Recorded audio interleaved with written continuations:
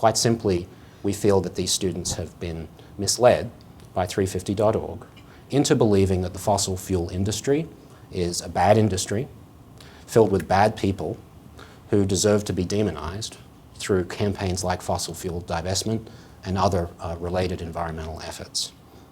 The reality is, what 350.org has told these students isn't true. People who work in oil and gas aren't bad people. They're good people doing good things in this state, for this country, and in the world. And they don't deserve to be stigmatized or demonized for working in an industry that makes the energy and the products we all take for granted and that we all use every day. Their work makes that possible. When you look at it at individual schools, the data is a little bit more favorable to the fossil fuel divestment campaign.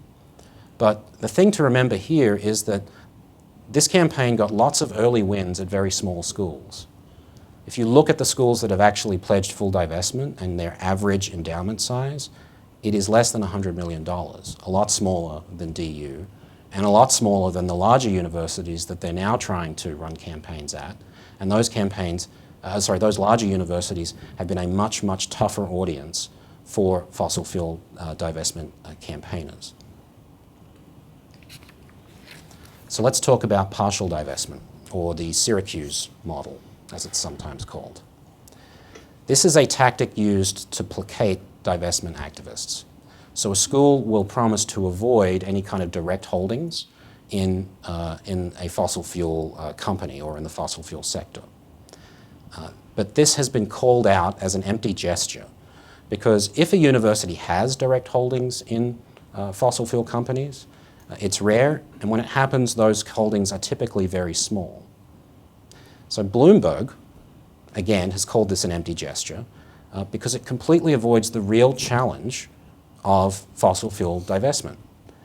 That's screening your commingled funds, selling them off, buying into new commingled funds, and continuously screening, selling, and buying to make sure that they don't take on new investments with some connection to fossil fuels.